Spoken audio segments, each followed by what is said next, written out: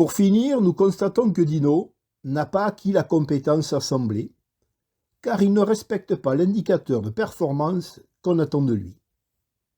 Cependant, malgré un contexte peu influent, nous voyons bien que dans sa manière d'agir, il mobilise d'autres compétences pour assembler.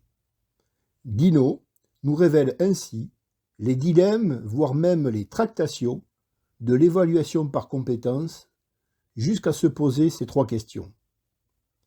Doit-on prendre en compte la notion de performance ?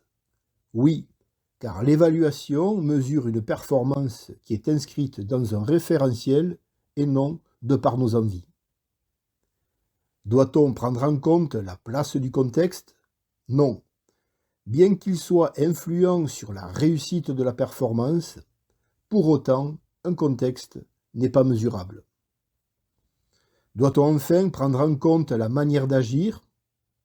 En partie, car même si ce processus dynamique ne se voit pas, on peut cependant en observer quelques facettes, de telle sorte à prendre ponctuellement la manière d'agir.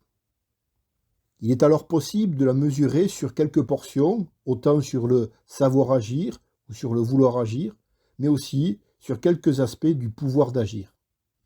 Ces petites mesures sont alors possibles si on les enchâsse aux indicateurs de la performance initiale, en ajoutant par exemple des compétences psychosociales, des compétences transversales, voire même des attitudes professionnelles.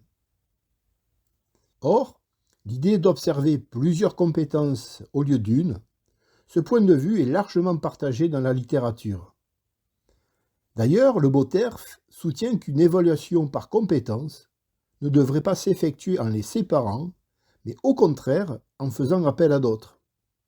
Concrètement, sur une grille d'évaluation, durant le temps des apprentissages, c'est-à-dire en dehors d'un contrôle en cours de formation, elle devrait comporter, d'une part, plusieurs compétences sélectionnées en cohérence dans le référentiel, et d'autre part, quelques compétences qui n'y figurent pas, dont on sait qu'elles sont largement prônées ces dernières années.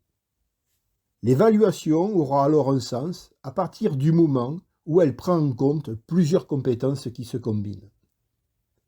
Nous terminons ici avec Dino le décryptage théorique d'une évaluation par compétences. Les prochaines activités vont vous suggérer une façon pour la mettre en œuvre.